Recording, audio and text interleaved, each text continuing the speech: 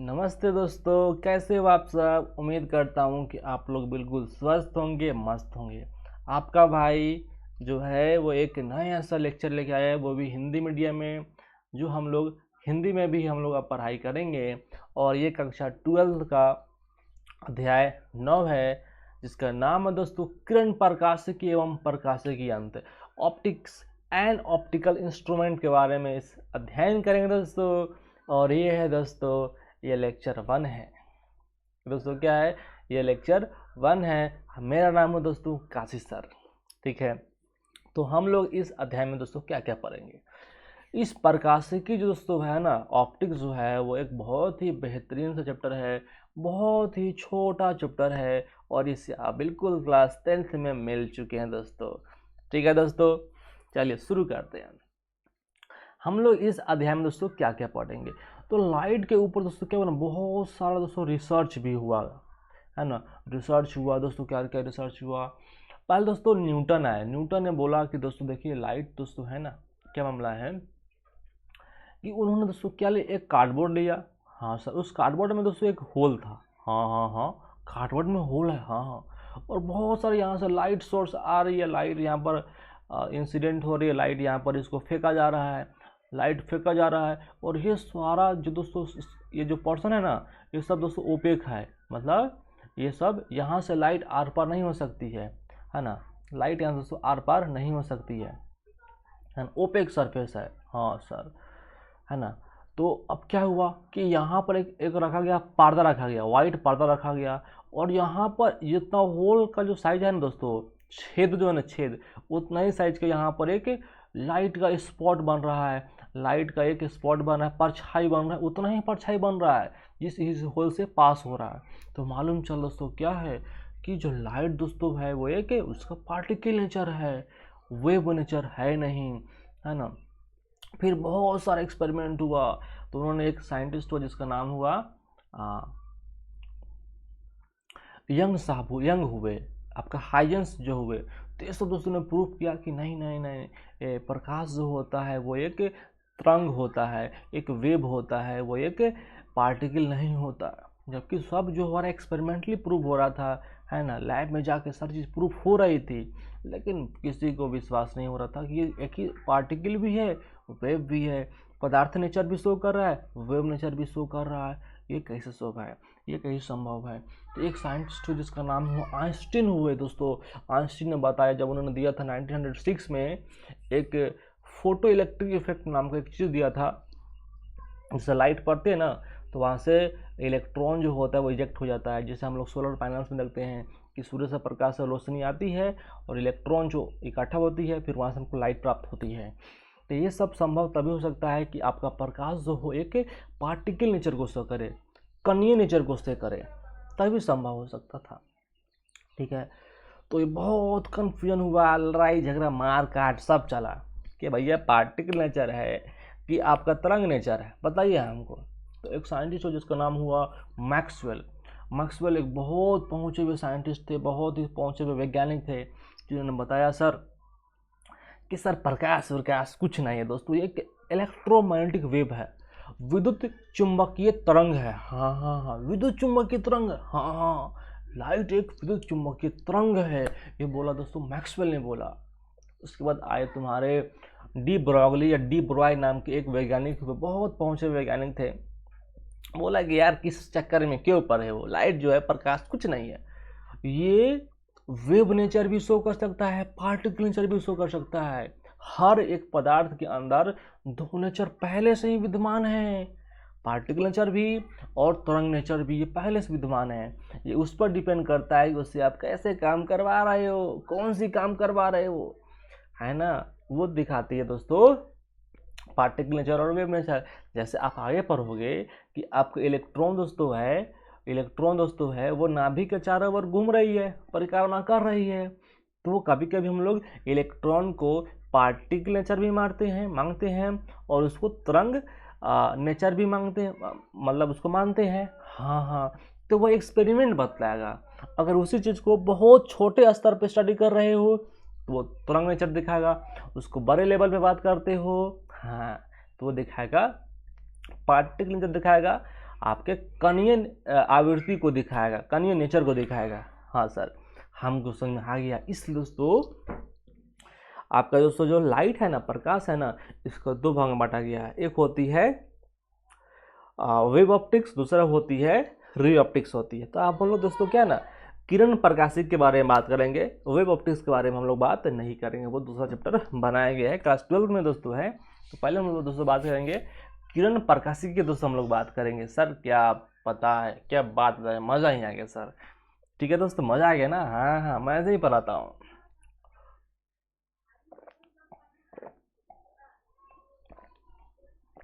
देखिए दोस्तों, इस अध्याय में हम लोग क्या पढ़ेंगे, बहुत अच्छा पढ़ाई करेंगे दोस्तों। तो हम इस अध्याय में क्या पढ़ेंगे, हम लोग परावर्तन के बारे में पढ़ेंगे। हाँ सर, समतल दर्पण से परावर्तन पढ़ेंगे, गोलीय दर्पण से परावर्तन पढ़ेंगे, है ना। इस अंग्रेजी में बोलते हैं reflection of light through plane mirror. Sir क्या बात है, कुछ समझ नहीं आ रहा, आप हिंदी में ही पढ़ाए, हिंदी में अच्छा लगते हैं। यस, हिंदी में, आई लव हिंदी। समतल दर्पण में परावर्तन पढ़ेंगे दोस्तों, गोलीय दर्पण से परावर्तन हम पढ़ेंगे, अपवर्तन के बारे में पढ़ेंगे दोस्तों, पूर्ण आंतरिक परावर्तन क्या होती है उसके उपयोग के बारे में बात करेंगे, लेंस में अपवर्तन, हाँ हाँ ये भी समझेंगे, लेंस मेकर सूत्र जो उसको भी पढ़ेंगे, गोलीय सतह से अपवर्तन पढ़ेंगे दोस्तों। हाँ सर, बहुत सारा पढ़ेंगे दोस्तों। प्रिज्म का बात करेंगे, प्रिज्म अपवर्तन कैसे होते भी हम दोस्तों बात करेंगे। अपवर्तन से संबंधित वातावरणीय घटनाएं दोस्तों जो होती है, हाँ ये भी पढ़ेंगे। रेनबो क्यों दिखता है, तारा क्यों टिमटिमाता है, आपका जो डायमंड क्यों चमकता है, मिराज क्या होती है, लूमिंग क्या होती है, हम सब पढ़ेंगे दोस्तों, हम सब पढ़ते हैं। ठीक है दोस्तों, प्रकाशिकी अंतर दोस्तों हम लोग पढ़ेंगे सरल सूक्ष्मदर्शी, सनिक सूक्ष्मदर्शी, अपवर्तक दूरदर्शी, परावर्तक दूरदर्शी, मतलब हम माइक्रोस्कोप के बारे में बात करेंगे और टेलीस्कोप के बारे में दोस्तों हम लोग बात करेंगे इस खूबसूरत से चैप्टर में। हाँ सर, तो शुरू करें परावर्तन से, शुरू करें परावर्तन से। आप तो क्लास 10 से ही दोस्तों पढ़ते आ रहे हैं परावर्तन के बारे में, कुछ तो नॉलेज होगा दोस्तों आपको। हाँ हाँ, बिल्कुल नॉलेज है। देखिए दोस्तों, अब आती है कि प्रकाश क्या है। प्रकाश क्या है भैया, प्रकाश जो है वो कुछ नहीं है, प्रकाश एक ऊर्जा का सोर्स है, ऊर्जा का माध्यम है, ऊर्जा का रूप है। हाँ हाँ हाँ, ये तो पता है सर कि प्रकाश एक ऊर्जा का रूप है। इसी के सहायता से हम तो दुनिया को देख पाते हैं, चांद तारा को देख पाते हैं, हम सुंदर कन्या को देख पाते हैं। अगर प्रकाश ना हो तो अंधेरा में कैसे देख पाएंगे।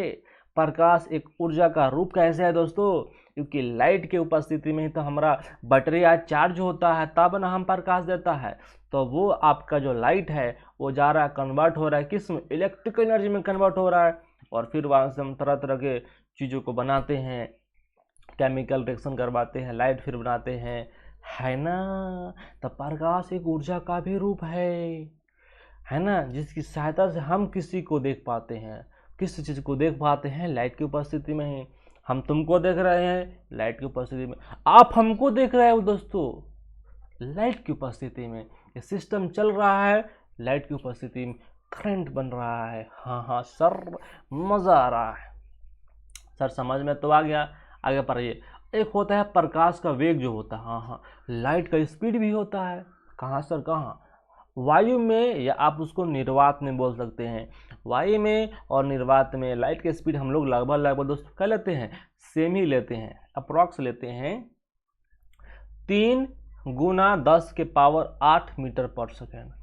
मतलब 3 गुना 10 के पावर 8 मीटर पर सेकेंड, मतलब 1 सेकेंड में 3 गुने 10 के पावर 8 मीटर चलेगा। हाँ हाँ, लाइट की स्पीड बहुत खतरनाक होती है।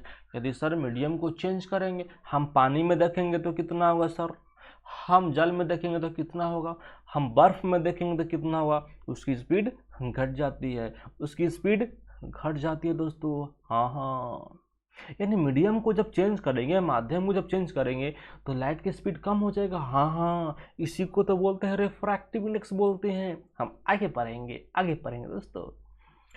और ये बात है विद्युत चुम्बकीय तरंग, ये तो मैक्सवेल ने ही बोल दिया था कि लाइट जो है, प्रकाश जो है, एक विद्युत चुम्बकीय तरंग है। हाँ हाँ, मैक्सवेल ने बोल दिया था भैया। एक होता है दृश्य प्रकाश। दृश्य प्रकाश का मतलब हम जिसको देख सकते हैं, हम लाल पीला नीला के अलावा भी बहुत सारे रंग को देख सकते हैं। तो हम लोग 7 रंग को ही सिर्फ सेंस कर सकते हैं। हाँ, 7 रंग को भी सेंस कर सकते हैं सर, क्या बात है। 7 रंग के बियॉन्ड हम किसी रंग को नहीं देख सकते हैं, और 7 रंग को देख सकते हैं तो इसको हम लोग बोलते हैं दृश्य प्रकाश, विजिबल लाइट, जिसको हम देख सकते हैं, जिसकी वेवलेंथ जो होती है, तरंग की लंबाई जो होती है, वो 4000 से 7000 एंगस्ट्रम के बीच होती है। हाँ सर, हमको पता है कि लाल कलर का जो वेव लेंथ जो होता है वो ज़्यादा होता है, वायलेट का कम होता है। हाँ सर, क्या बात है। हो, इसके अलावा सर और भी रंग होती है। हाँ, और भी होती है जिसको हम नहीं देख सकते हैं। गामा रेज होती है, बीटा रेज होती है, गामा बीटा पार्टिकल होता है, गामा रेज होती है, माइक्रोवेव होती है, अल्ट्रावायलेट रे होती है, इसको हम नहीं देख सकते हैं सर। आपका रेडियो वेव होती है, यूवी रे होती है, इंफ्रारेड रे होती है, इसको हम नहीं देख सकता, ये अनविजिबल होता है, इसको हम नहीं देख सकता। हम सिर्फ 7 कलर को ही देख सकते हैं। दृश्य प्रकाश विबगियोर के नाम से जानते हैं। हाँ सर, क्या बात है, बड़े बन रहे हो आप। अब समझें दोस्तों, प्रकाश का परावर्तन क्या। ये तो बचपन से पढ़ते आ रहे हैं, प्रकाश का परावर्तन, रिफ्लेक्शन ऑफ लाइट। हम पढ़ रहे हैं सर कि कोई चमकीली सतह से लाइट आती है, मतलब कोई प्रकाश चमकीली सतह पर गिरती है तो अपने ही माध्यम में चली जाती है, तो इसको हम लोग प्रकाश का परावर्तन कहते हैं। और कुछ लाइट को चूस लेती है, हाँ हाँ, और कुछ लाइट को वे परावर्तित कर देती है। हाँ, आप बिल्कुल सही सोच रहे हैं। जब किसी वस्तु पर प्रकाश आपतित होती है तब वह वस्तु कुछ प्रकाश को अवशोषित कर लेती है एवं शेष प्रकाश को पुनः उसी माध्यम में परावर्तित कर देती है, तो प्रकाश की इसी घटना को प्रकाश का परावर्तन कर सकते हैं। हाँ, ये भी सही बात है, लेकिन एक्चुअल भाषा में आपको बताऊंगा आगे। मतलब जैसे मान लेते हैं, ये मान लेते हैं कि चमकीली सतह है। अरे सर, चमकीली सतह, हाँ हाँ, चमकीली सतह है। अब यहाँ से प्रकाश आई और अपनी माध्यम में चली गई, तो कुछ लाइट को वो एब्जॉर्ब कर लेती है और कुछ को वो परावर्तित कर देती है। अगर ये मान लो कि ये नीला कलर का है और यहाँ से वाइट लाइट आ रहा है, श्वेत प्रकाश आ रही है और ये नीला कलर का है, तो नीला कलर के अलावा सारे प्रकाश को वो चूस लेगी और नीले कलर के लाइट को ही रिफ्लेक्ट कर देगी। आपको पता है कि वाइट कलर जो होता है वो 7 कलरों का मिश्रण होता है, जिसे विबजियोर बोलते हैं। हाँ सर, पता है। डिस्पर्सन ऑफ लाइट का नाम मैंने सुना है, पढ़ाए थे, ठीक है। हाँ सर, सही बात है ना। तो कुछ लाइट को, कुछ प्रकाश को एब्जॉर्ब करती है और बाकी सबको वो रिफ्लेक्ट कर देती है, परावर्तित कर देती है। हाँ सर, समझ में तो आ गया, मज़ा भी आ रहा है। ये सरफेस दोस्तों कैसा है, ये सरफेस दोस्तों प्लेन है, समतल है, इसको समतल मिरर भी बोलते हैं, समतल दर्पण बोलते हैं। लाइट आ रही है और जा रही है। हाँ सर, आने वाली किरण को बोलते हैं आपतित किरण, जाने वाली किरण को बोलते हैं परावर्तित किरण बोलते हैं। और ये तुम्हारा हुआ लंब, अभिलंब पर लंब हुआ, ये लंब है, अभिलंब है। और ये तुम्हारा रफ सरफेस है और ये तुम्हारा प्लेन सरफेस है, मतलब उबरा खाबरा सरफेस पर भी परावर्तन होता है। परावर्तन का नियम यहाँ पर भी लागू हो सकता है, यहाँ पर भी लागू हो सकता है। आने वाले को आपतित, जाने वाले को परावर्तित, यही तुम्हारा परावर्तन है, ठीक है। प्रकाश का अवशोषण एवं परावर्तन वस्तु की प्रकृति पर निर्भर करता है। बिल्कुल सही बात है भैया, कोई चीज़ कितना वो एब्जॉर्ब करेगा, कितना उसको बाहर फेंकेगा, वो वस्तु के नेचर पर डिपेंड करती है, प्रकृति पर डिपेंड करती है। मान लेते हैं कि ये सरफेस है, हाँ सर, ब्लैक कलर का है, इस पर लाइट आया और रिफ्लेक्ट हो गया, तो क्या बात है सर, ये पूरे के पूरे लाइट को इन्होंने ऑब्जर्व कर लिया, क्योंकि ब्लैक कलर है, पूरा लाइट को क्या कर लिया, ऑब्जर्व कर लिया, तब तो हमको ब्लैक दिखता है। हाँ, लेकिन वही दोस्तों यहाँ पर मिरर जो होती है, दर्पण जो होती है, वो लगभग सारे प्रकाश को परावर्तित कर देती है, ठीक है। लगभग 100% वो प्रकाश को परावर्तित कर देती है, ठीक है। तो अलग अलग सोर्स है, जो अलग अलग जो आपका वस्तु है उसकी प्रकृति जो अलग अलग होती है, कौन लाइट को जितना एब्जॉर्ब करेगा, कितना चूसेगा, कितना उसको फेंकेगा, उस पर डिपेंड करती है। ठीक है। परावर्तित प्रकाश का वेग तरंगधारी एवं आवृत्ति अपरिवर्तित रहती हैं, जबकि प्रकाश की तीव्रता परावर्तित हो जाती है। इसको आप मेरे को सोच के बताना। ठीक है, मैं आपको सौंप रहा हूँ। ठीक है, मैं आपसे पूछूंगा कल। अब दोस्तों लिखा हुआ है परावर्तन, लिखा हुआ है। परावर्तन क्या होती है? तो लिखा हुआ दोस्तों, किसी चमकीली सतह से प्रकाश का टकराकर पुनः उसी माध्यम में जाने की घटना को प्रकाश का परावर्तन कहते हैं। हाँ, ये भी सही है। चमकीली सतह पे लाइट आ रही है, प्रकाश आ रही है, उसी माध्यम में प्रकाश को फेंक रहा है, हम उसे परावर्तन कहते हैं, है ना? सही बात है दोस्तों। तो समतल दर्पण से परावर्तन को समझेंगे दोस्तों। हाँ सर, ये आपतित किरण है, आने वाले किरण, ये परावर्तित किरण है, और ये तुम्हारा अविलंब है। जितना एंगल बनाएगी दोस्तों आते समय, उतना एंगल बनाएगी जाती समय। मतलब ये एंगल इस एंगल के बराबर होता है। हाँ होता है दोस्तों, होता है मिलान बिंदु। ठीक है दोस्तों। एक होती है अविलंब, मिलन बिंदु पर तल के लंबवत खींची गई आभासी रेखा को अविलंब कहते हैं। ये दोस्तों अविलंब है, जो एक दोस्तों क्या है, एक आभासी रेखा है, जो ये तल है इसके लंबवत मतलब 90 डिग्री पर खींची गई एक हाइपोथेटिकल लाइन से, जैसे अविलंब बोलते हैं। आपतन कोण क्या होती है? तो आपतित किरण और अविलंब के बीच बने कोण को बोलते हैं। और आपका जो परावर्तन कोण होता है, परावर्तित कोण जो होता है, वो परावर्तित किरण और अविलंब के बीच बने कोण को बोलते हैं परावर्तित कोण बोलते हैं। हाँ सर, आपतित किरण और अविलंब के मध्य बना कोण, सही है। परावर्तित किरण और अविलंब के बना कोण, सही बात है। या यहाँ पर यहाँ पर प, तो यहाँ पर प। हाँ सर, ये परावर्तक सतह होता है। अरे मिरर है, दर्पण है, तो लाइट को रिफ्लेक्ट कर रहा है, परावर्तित कर रहा है, तो ये परावर्तक सतह। और पीछे वाला जो होता है ना, वो कलाई क्या रहता है, जो अपारदर्शी होता है। वहाँ से लाइट ऐसे उल्टा है ना, यहाँ से लाइट जाएगा तो पार करेगा, नहीं करेगा, तो अपारदर्शी सतह है, ओपेक बोल सकते हैं। जो एक्चुअली में सिल्वर ब्रोमाइड का लेपन किया जाता है पतला सा, जिससे उस वस्तु को क्या कर देता है दोस्तों, परावर्तक बना दिया जाता है दोस्तों। तो आज के लिए इतना ही। पढ़ाई करते रहें। जय हिंद, जय भारत।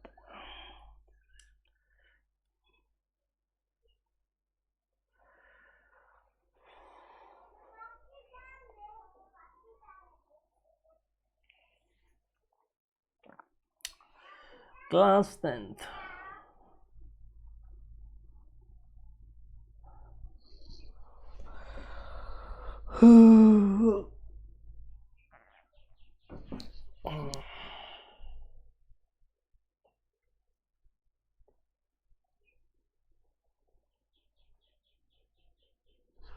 Oh.